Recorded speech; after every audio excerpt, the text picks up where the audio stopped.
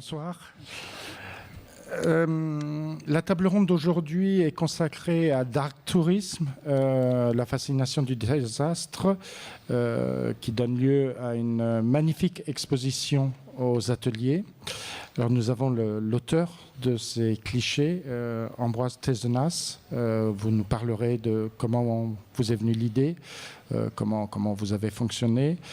Magnifique exposition que voilà, j'ai adoré, mais qui n'est pas sans susciter plein de questionnements sur ce qui est saisi et comment on peut le saisir. Est-ce que ça peut dire aujourd'hui de nos sociétés? À côté, nous avons le professeur John Lennon, qui est un peu l'inventeur du concept d'art tourisme, en tout cas la première personne qui l'a vraiment théorisé au début des années 2000 et qui, vous me confirmerez, mais j'ai cru comprendre, a vraiment travaillé avec Ambroise à la définition de ce projet. Et enfin, à côté de moi, nous avons un philosophe arlésien, empêcheur de tourner en rond, performeur, qui va nous dire ce qu'il pense de notre monde, Jean-Paul Curnier. Ambroise, première question très simple. Comment est né ce sujet? Comment vous l'avez découvert? Et comment, avec John, la question s'adresse aussi à John, comment vous avez défini un protocole? Puisque j'ai l'impression qu'il y a un protocole très précis qui a conduit à la réalisation de ces images. J'oubliais de dire que vous êtes célèbre pour un fameux reportage sur l'Opéra de Pékin, qui a eu un prix en 2009, c'est ça? 2007. 7. 6, 7, je sais pas. Célèbre, je sais pas, mais... Si.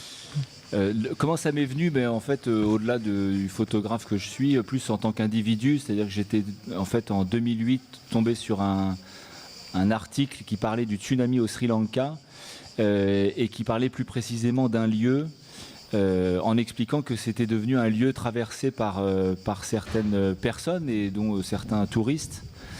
Et il se trouve que moi, 4 ans avant, en 2004, j'étais au Sri Lanka et j'avais vu ce lieu au moment du drame. Donc j'avais une vision de ce lieu-là tout à fait autre, puisque au moment où les survivants pleurent leur mort, où l'odeur de la mort est présente, enfin le drame à l'instant où il se passe. Et cet article parlait de ce lieu-là.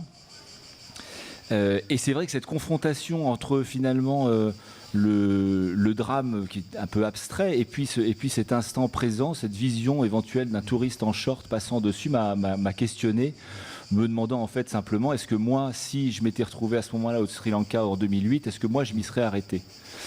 Voilà, le tout début c'était ça, et puis c'est ce qui m'a un peu poursuivi pendant ces différentes années où j'ai continué à travailler sur ce sujet-là, c'est d'essayer de comprendre la motivation de ces visiteurs-là, et puis finalement plus largement pourquoi un lieu plutôt qu'un autre, enfin tout ce qui va avec ce tourisme-là, c'est-à-dire le choix, cette offre touristique qui m'est proposée.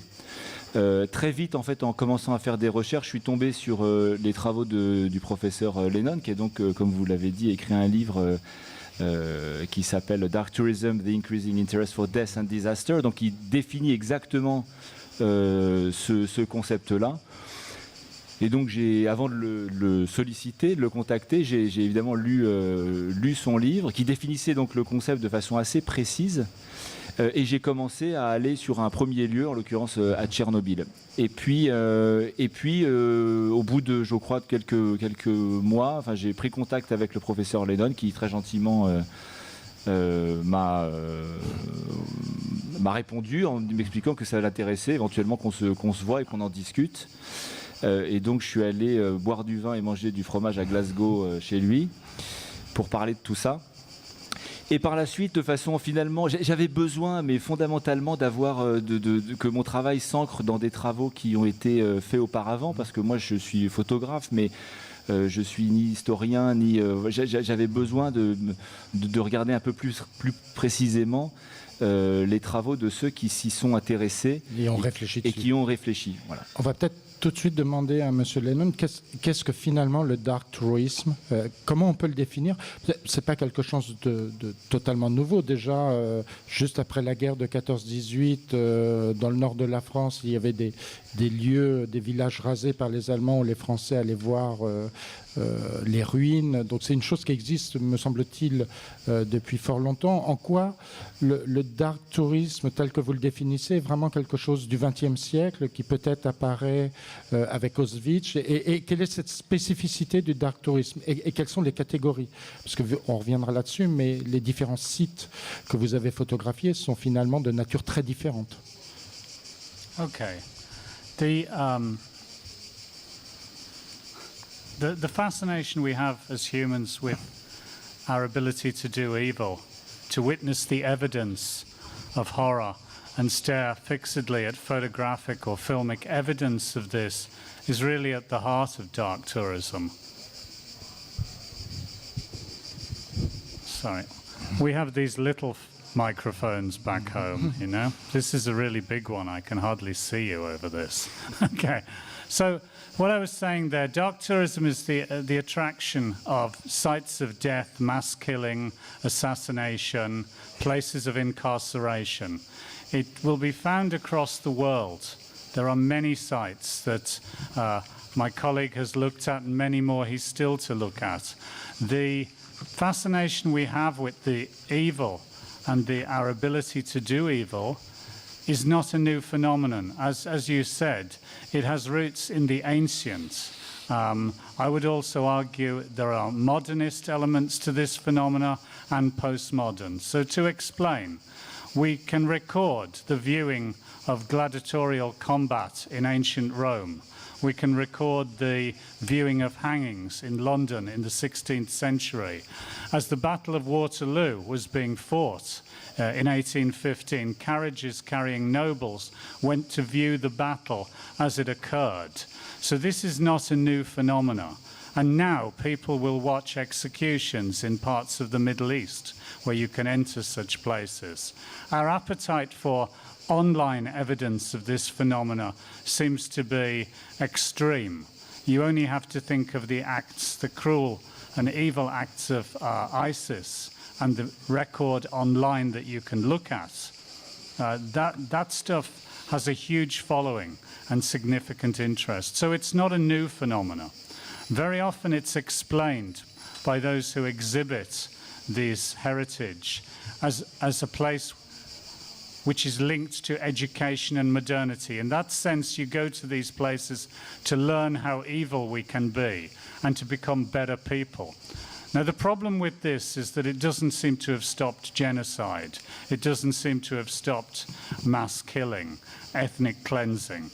There are exhibits in Auschwitz about Sarajevo. It doesn't stop the horrors of this cycle of violence recurring, whether it's in Africa or in Cambodia or in Europe. So the postmodern element to me is the massive change in the way we now communicate. 7 or 8 years ago, we didn't have smartphones. Now we rely on them for everything, from film, news, photography, to all of the record. That has changed the way we view and the way we respond, I think, to images of mass killing and horror. And we've been here before.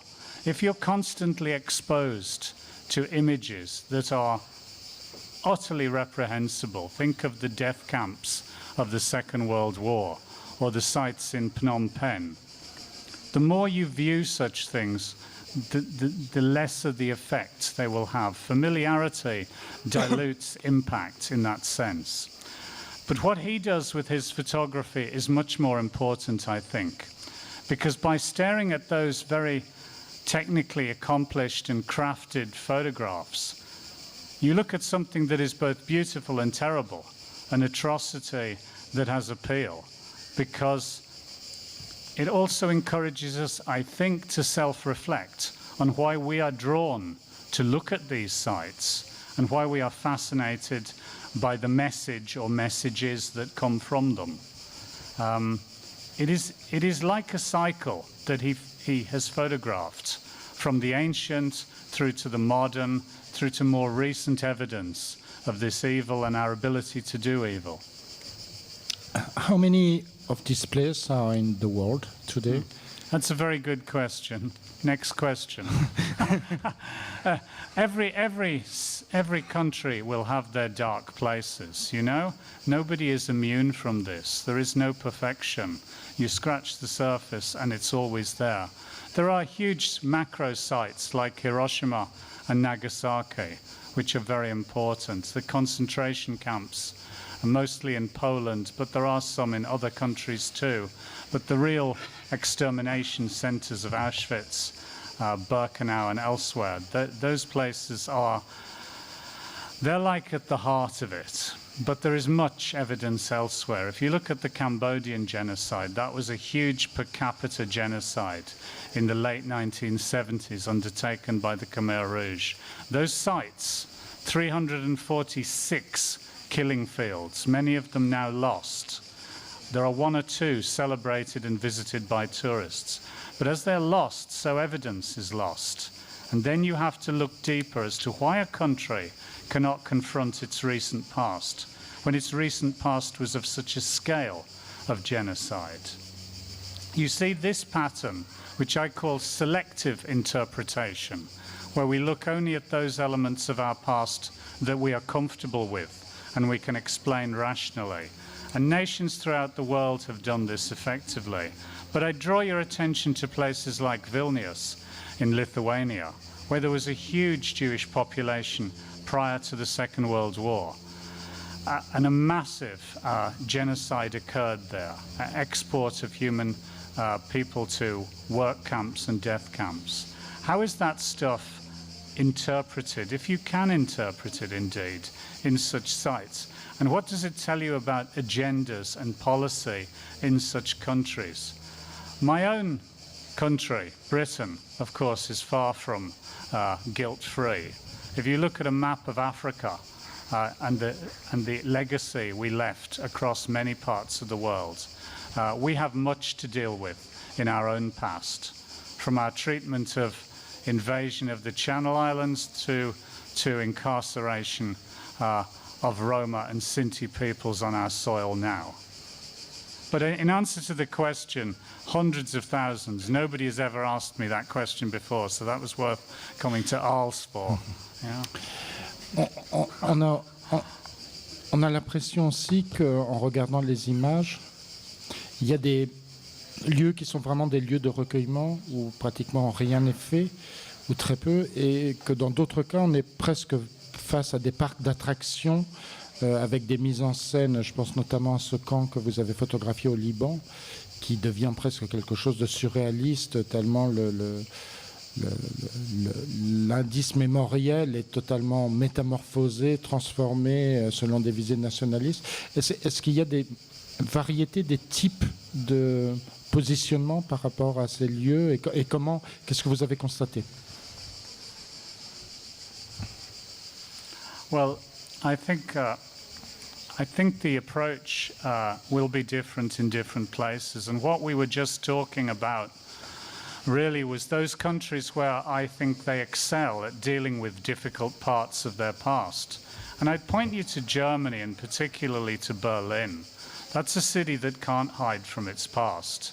It's very obvious to anybody who's serious about their history that their obsession with narrative and factual detail and evidence of the scale and involvement of the German people of that time in that atrocity and that genocide is a high point for me of an open country dealing with a difficult past in a factual and in a historical attempt to get at the truth.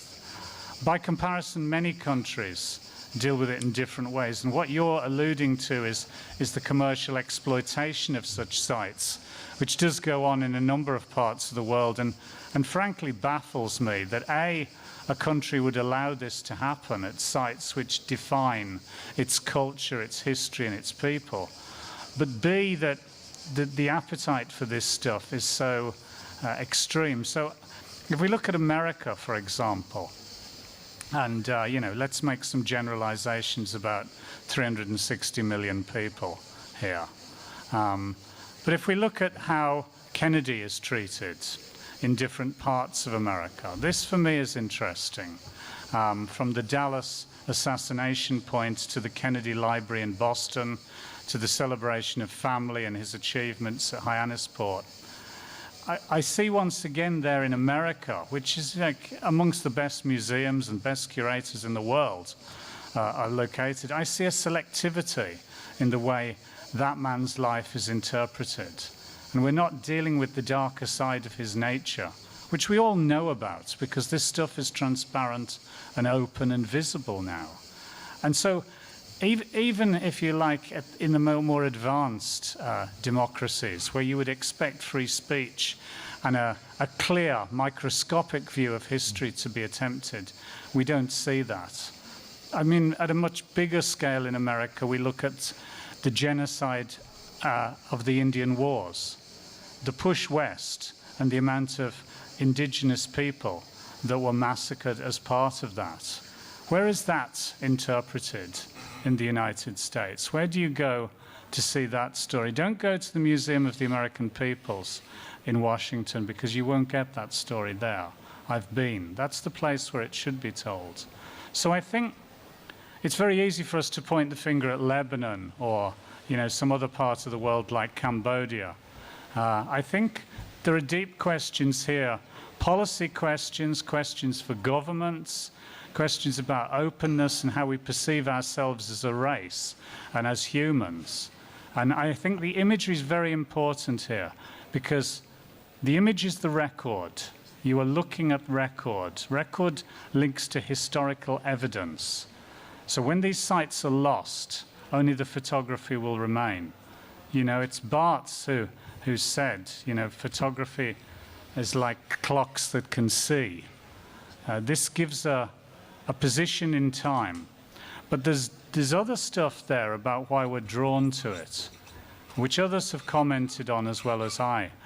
But if you look at somewhere like Auschwitz-Birkenau, its visitation is growing exponentially. Last year was one of its busiest years ever. Now, these aren't people whose relatives were lost in this Holocaust. These aren't all Jewish visitors.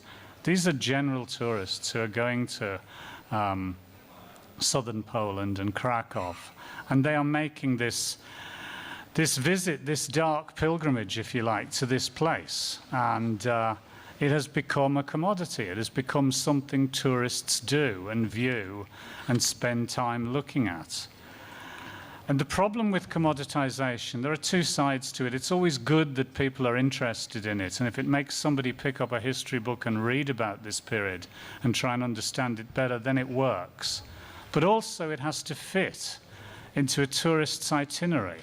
So you're looking at something that is one of the incarnations of evil, one of the darkest places I've been to. You can't put this into a morning and then go and do your shopping in the afternoon. It breaks you down, this stuff. It cannot be telescoped and abridged in this way. And behavior at these sites is interesting in that respect. A big site like Auschwitz, but I've talked for long enough. The other guys probably want to say. Ambroise, j'aimerais effectivement que vous reveniez sur le protocole que vous aviez mis en place. Comment vous avez d'abord choisi les lieux? Parce qu'il y aurait pu y en avoir beaucoup d'autres. Quel protocole photographique vous avez établi? Parce que les photos posent évidemment beaucoup de questions. Il ne fallait pas tomber dans les pièges idéologiques parfois mis en scène dans ces lieux. Avoir une espèce de distance factuelle tout en étant dans une approche documentaire. Donc comment vous avez procédé concrètement pour faire ces images?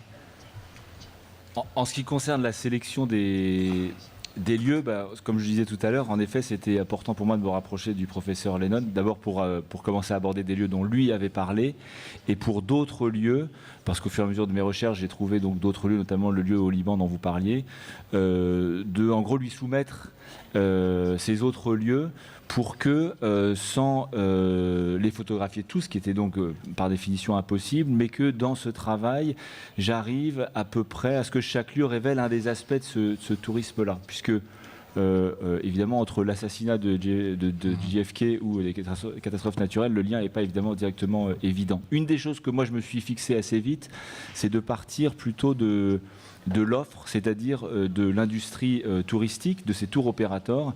Et donc à chaque fois, on a un tour opérateur lié au lieu, pas oui, forcément. Alors pas forcément, évidemment pas sur Auschwitz ou sur Oradour-sur-Glane en l'occurrence, mais pour tous les autres sites que j'ai photographiés, moi, il était important pour moi, dans ma démarche, dans le protocole, enfin en tout cas un des aspects du protocole que je me suis fixé, que ces tours soient réservés par mois, payés, pour que je suive un parcours, une offre touristique.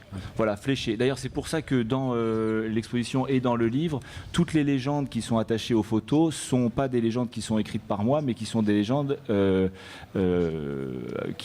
j'ai recopiées des brochures, des sites, qui sont écrites directement par ces tours opérateurs. Et là, qu'est-ce que vous cherchiez à saisir durant votre visite? Parce que vous aviez face à vous ce que tous les gens voient, mais est-ce que vous vouliez mettre ces visiteurs aussi en scène ou vraiment vous concentrer sur les lieux mémoriels? Mais il fallait que je fixe des règles assez précises. C'est-à-dire que pour moi, l'idée, c'était d'arriver à photographier ce qui est donné à voir aux touristes avec le temps souvent très court qu'ils passaient sur les lieux.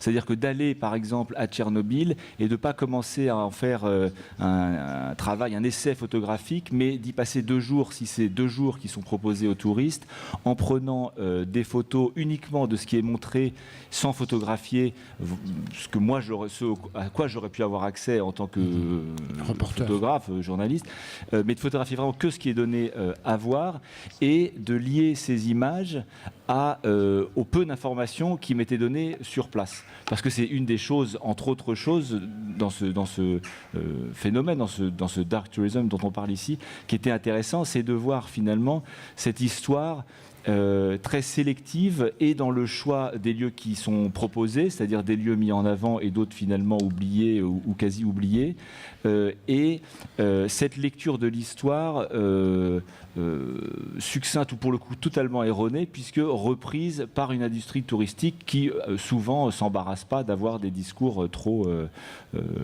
approfondis, quoi. On a l'impression qu'il y a 2 registres d'images assez différents. Un registre où vous avez peut-être plus de distance et vous montrez notamment en Chine ces groupes qui se photographient devant un immeuble devant lequel il y a eu je ne sais plus combien de centaines d'enfants morts, écrasés. Et dans d'autres cas, comme si vous étiez vous-même happé par la puissance de ces lieux.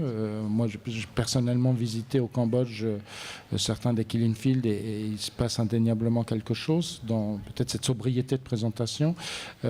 Ça, c'est un problème pour vous, justement, ces deux registres d'images, à un moment où ça ne fonctionne pas vraiment, et puis il y a d'autres moments où on est totalement happé par ce que l'imaginaire nous dit de l'horreur qui s'est passée là. Oui, mais disons que dans cette distance, en tout cas, ce qui était important, c'est que assez vite, de la même façon, je me suis rendu compte que la caricature est quand même assez facile.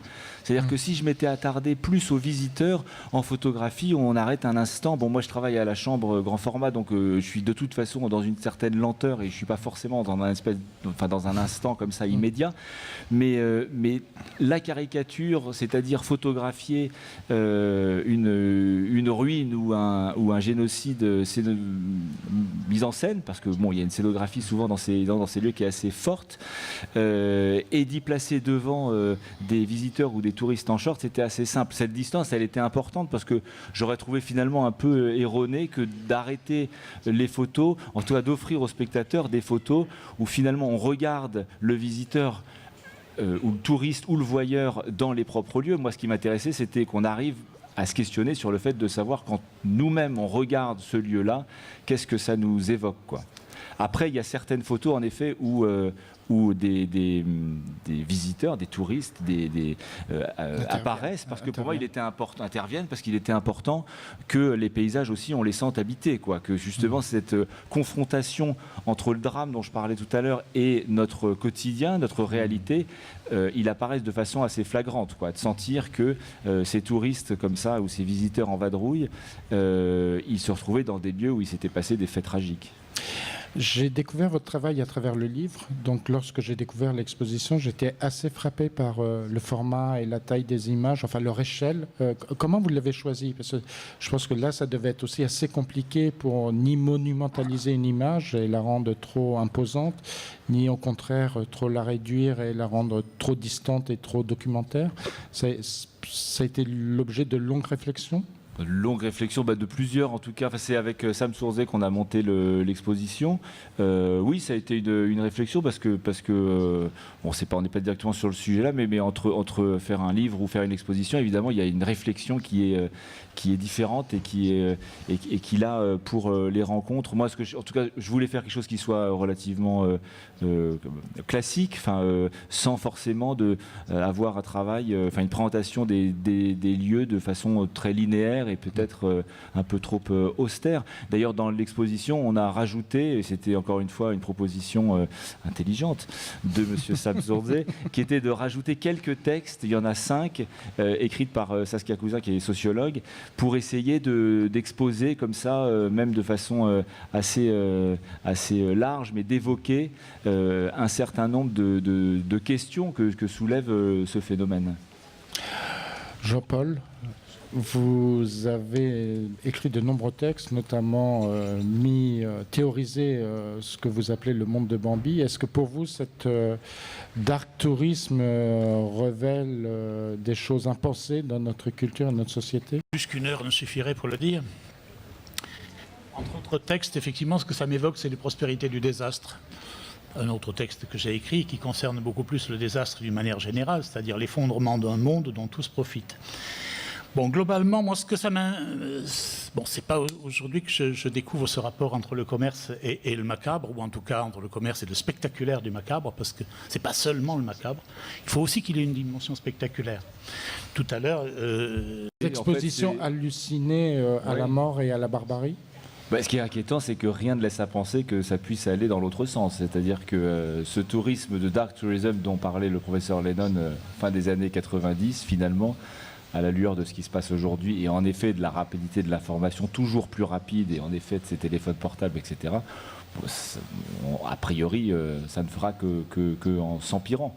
Maintenant, moi je suis photographe, donc je suis pas aussi peut-être habilité, mais peut-être que s'il y a peut-être une chose, c'est peut-être... moi, ce que j'aime penser en fait par rapport à ce travail que j'ai mené, c'est l'idée que ça puisse être une question qu'on soulève et qu'on puisse en discuter. Ou alors on se dit que c'est un aspect de notre monde contemporain, et puis on se dit que c'est comme ça et que c'est désespérant. Mais peut-être ce qui est intéressant, c'est pour ça que moi j'étais parti de l'offre. C'était peut-être de revenir sur l'offre, c'est-à-dire que la demande, le fait qu'elle soit proposée et qu'on y aille, d'accord, et le fait que chacun, peut-être en tant qu'individu, plutôt que de prendre ce qu'on lui donne, qu'il se pose la question, qu'il se renseigne et tout, très bien. Mais peut-être que sur l'offre, il y a peut-être quelque chose sur lequel se questionner. D'ailleurs, en France, on est assez obsédé par le tourisme de la mémoire. Dans les pays baltes, j'étais surpris de voir que finalement, les lieux, ils étaient gérés par des privés. En tout cas, les lieux que moi, j'avais traversés. Et donc, gérés par des privés. Et donc, a priori, ce tourisme de la mémoire, lui, disparaissait plus ou moins pour une volonté affichée de faire de l'argent. Et notamment cette prison, moi, que j'ai photographiée à Carosta. Racontez, c'est incroyable, ça.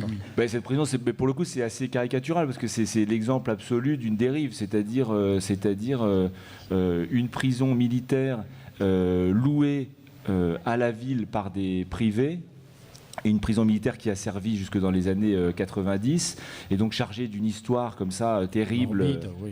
Voilà. D'exécution sommaire, de torture, Absolument, et des privés qui, sous couvert d'un alibi comme ça historique, d'une volonté de vous faire comprendre l'histoire, vous proposent soit de visiter la prison, soit organisent au sein de la prison des reality shows, c'est-à-dire vous propose de vous enfermer.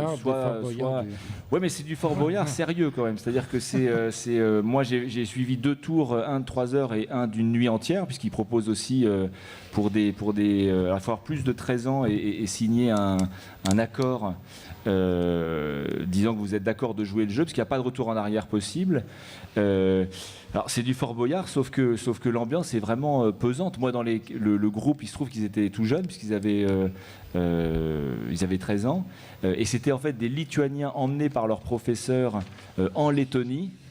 Et d'ailleurs, ce même professeur, quand moi je l'avais questionné en milieu de la nuit, voyant ces collégiens enfermés dans leur geôle, et terrifié. sur les 15, 3 étaient tombés dans les pommes parce qu'il y avait cette espèce de pression de groupe où à partir du moment où un premier sadiquement dans l'œilleton ses élèves m'avait dit assez décomplexé, assez froidement, il m'avait dit en fait je trouve que c'est pas mal de les emmener ici parce que la théorie c'est bien, mais là j'ai le sentiment qu'en vivant l'expérience de l'emprisonnement, ils vont un peu mieux comprendre ce qui s'est passé dans cette période trouble.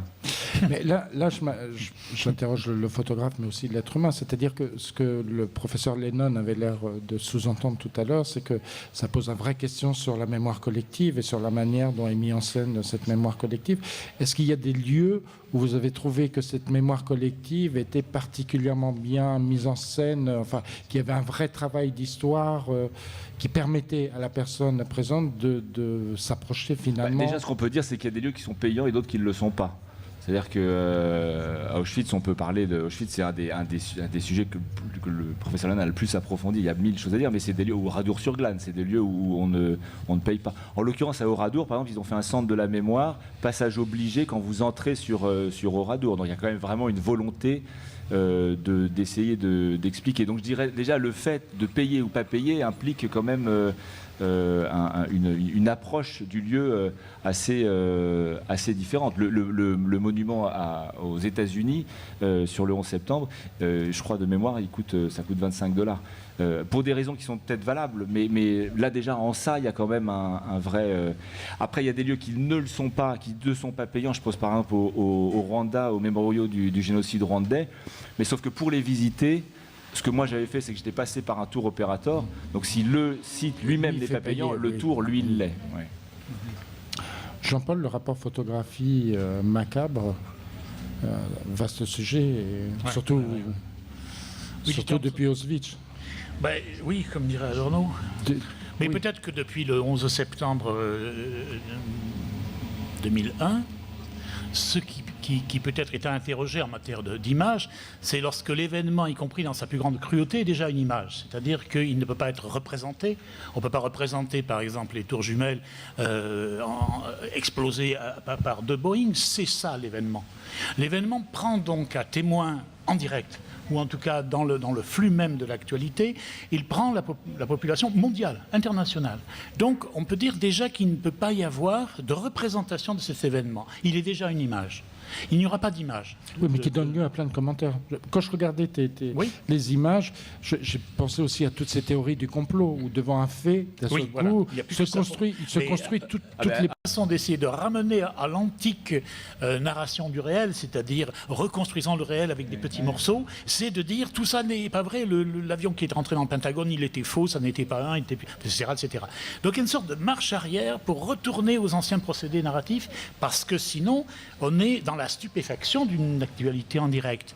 C'est-à-dire Daesh, par exemple, les exécutions, mais d'autres exécutions d'ailleurs qui existaient avant que n'existe Daesh, qu'on voyait déjà sur YouTube, avec des types qui essayaient de couper la tête, ils n'y arrivaient pas bien, ils n'étaient pas vraiment entraînés, tout ça, donc avec une bassine en plastique, enfin, on voyait des choses complètement dingues, mais sur lesquelles il n'y avait plus lieu de faire un tourisme macabre ou pas, vu que le lieu même où ça s'est produit, c'est dans l'Internet. Donc il n'y a plus de lieu géographique où aller se déplacer. Alors tu me posais la question de l'image là-dedans. Je crois qu'effectivement, ce qui est important par rapport à l'image, l'enjeu qui pour moi est saisissant, c'est que théoriquement, l'image, c'est pas son rôle moral, mais c'est comme ça que ça s'est produit, l'image apportait de la réalité là où il y avait soit de la rumeur, soit de l'information écrite ou orale. Par exemple, je me souviens qu'un des thèmes qu'on utilisait souvent, c'est qu'on a connu la tête de Louis XVI en regardant les pièces de monnaie, pas en regardant la télé. Donc lorsqu'il a été décapité, les gens ont pu savoir quelle tête avait le type qui a été décapité, parce qu'ils regardaient les pièces de monnaie. Il n'y en avait pas d'autres de représentation. Pour Louis XIV, c'était différent. Mais aujourd'hui, on se trouve dans une situation totalement différente qui fait que lorsqu'on a à photographier, comme tu le fais, quelque chose qui est de l'ordre d'une proposition spectaculaire, on a une sorte d'emboîtage comme ça. Il y a, alors, moi, une réserve, je ne sais pas où est la limite du macabre. Alors là, vraiment pas. Je ne sais pas, entre les chutes du Niagara et ça, je vois bien qu'il y a un lien. Je ne dis pas que c'est la même chose. Je dis qu'il y a un lien d'effroi, un lien de peur, un lien de sensation, une montée en sensation. Et je me dis que peut-être ça, c'est l'organisation à la fois des médias, mais de la valeur, entre guillemets, mais de la valeur émotionnelle des monuments, d'événements comme ça. Et effectivement, la mort a une valeur émotionnelle énorme, colossale, qui tire beaucoup plus que le mariage de machin ou de choses. On parlait d'ailleurs de la mort de Lady Diana. C'est évidemment, a priori, pas grand-chose, mais la monumentalité de l'info a fait qu'on est allé photographier tout. La voiture, le machin, les glissements, les trucs, les petits bouts de pneus restés... bon. Qu'est-ce que ça veut dire, mêler la photographie là où normalement elle aurait dû être complice ? Elle a encore rencontré le vent, la qualité de l'air, les vêtements qui traînent, le sang séché, enfin, ce qu'il faut quoi, pour augmenter. Là où je trouve que effectivement ça marche très bien là, c'est que ça ouvre un questionnement qui pour moi n'est pas le questionnement moral habituel. Oh mon Dieu, quel scandale, c'est ridicule, ridiculisons ces gens-là, etc. C'est-à-dire se mettre les rieurs du bon côté, quoi. Non, je crois que l'affaire est à la fois mystérieuse parce qu'elle touche notre rapport à la mort qui est très compliqué, vraiment très très compliqué, et qui ne peut pas être condamné comme ça sous prétexte qu'il fait l'objet d'un tourisme, et notre rapport au tourisme qui est parfois totalement répugnant. Il fait marcher les deux en montrant quoi finalement? J'ai une image en tête en te parlant, c'est celle d'Oradour-sur-Glane où il y a écrit donc ceci est un lieu de mémoire, recueillez-vous en très gros avec un point d'exclamation, qui est une sorte d'impératif catégorique. D'injonction. Ah oui, il n'y a pas d'issue, il y a un mur, il y a la stèle, enfin la plaque. Ici, donc, l'entrée d'Auschwitz, c'est exactement pareil pour Buchenwald où je suis allé. L'entrée est effectivement, on n'a pas besoin de la scénographie, elle est intacte. Alors, moi, c'est la question que je me pose, c'est comme ça que je suis arrivé à ces histoires-là de tourisme macabre, à ma façon, et autrement. Qu'est-ce que c'est que cette question de mémoire ?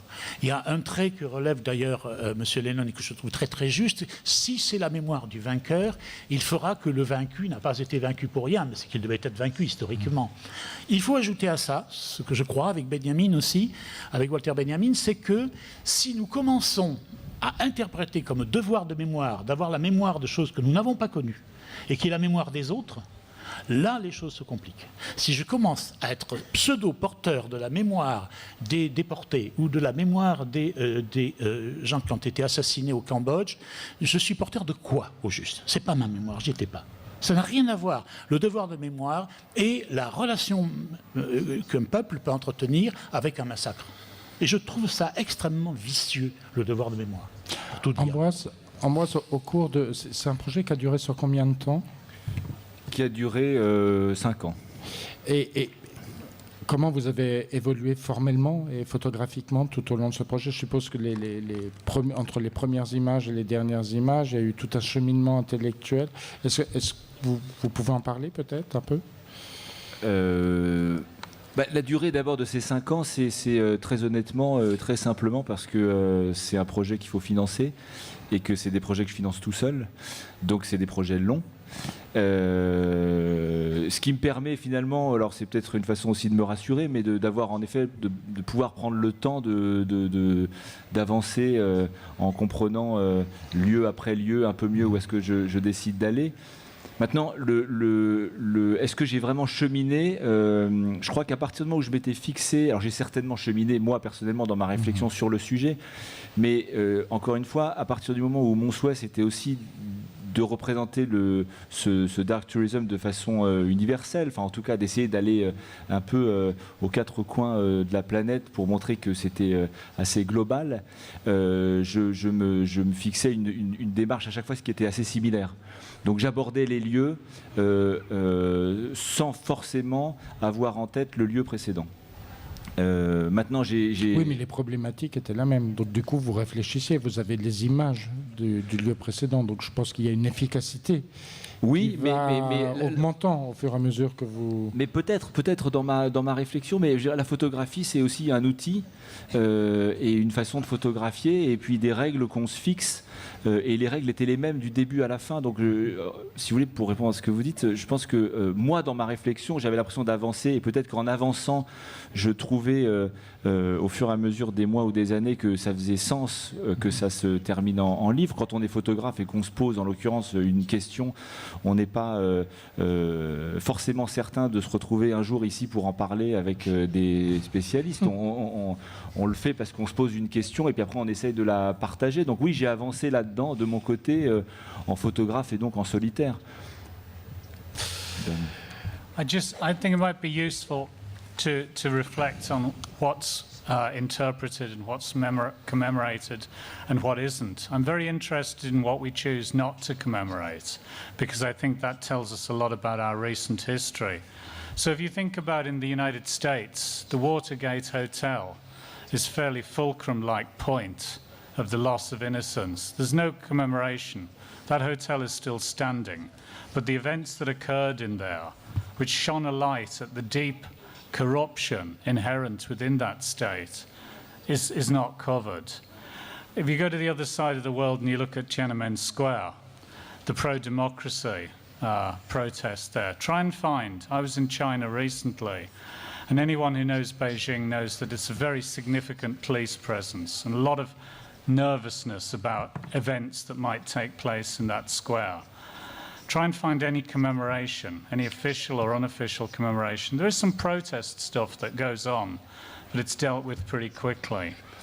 So if you look at somewhere like Auschwitz, for example, I think this is important because it's been mentioned a couple of times. People feel that, you know, this is the sacred one, you can't touch this. When you go there, it is very clearly, you know what you're going to look at, you know what you're going to see. It's like a microcosm of the problem we face, because Auschwitz is big. There were 3 camps initially. Birkenau is the second one, or Auschwitz II. It's the one that less than 10% of the visitors go to. It's vast. It's what he photographs when you see the huts going off into the distance. Because it was very clear in 1941 that Auschwitz I couldn't do the job of the extermination of the Jewish and other peoples that were part of this bizarre ethnic cleansing that the Nazis went on. Now, what's important here then is to understand that for the scale of the problem, you had to literally create a huge military-industrial complex, and the factories that surrounded it was where the labor was worked to death. So it's something like 35 miles, 40 kilometers, so less than that in kilometers across. It's big. But for tourists, the trail and the tourist experience has been changed and has been altered, and you need to know this. You need to know that when those people walk into that Arbeit macht frei gate and weep, that's actually an internal gate. They've been in the camp complex a long time before they walk through there. Their emotions are being created by narrative. That wasn't the main camp gate. More importantly, other aspects of the evidence have been moved around.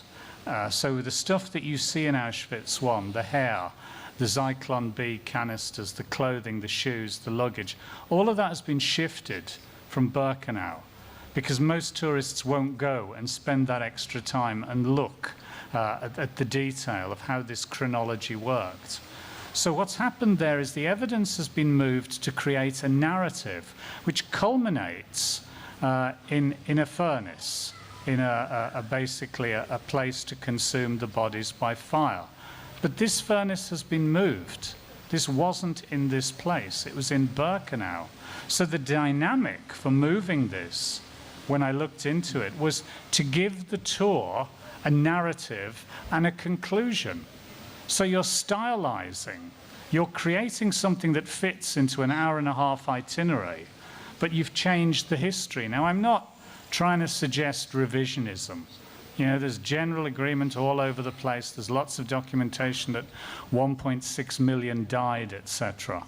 But what you have to understand from a historical point of view and from an evidential point of view, that narrative that most of the tourists experience, because 85% of them do Auschwitz I, very few of them will spend the time, like he did, to look at the big complex, to try and look at the factories that have been lost, where many people literally were worked to death.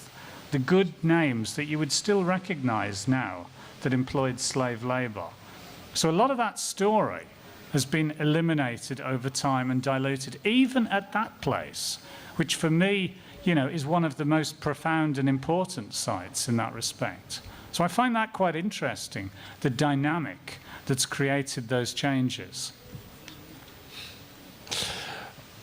On pourrait sans doute rester des heures à discuter tout ça. Je voudrais juste une seconde donner la parole à Jean-Paul, voir s'il n'y a pas une ou deux questions dans le public, parce que peut-être il y a des points que vous vouliez aborder et qui n'ont pas été abordés, mais juste une ou deux questions. Jean-Paul ? Je vais être très très bref. C'est juste placer cette conversation qu'on vient d'avoir sous le surplomb d'une phrase devenue canonique de Marguerite Duras dans Hiroshima, mon amour. C'est « Rien, tu n'as rien vu à Hiroshima ». Merci. Des questions ? Non, écoutez, merci. Bonne journée à vous tous. Demain matin, journée chargée. Natacha, je te vois filer. L'après-midi, des conversations et le matin aussi.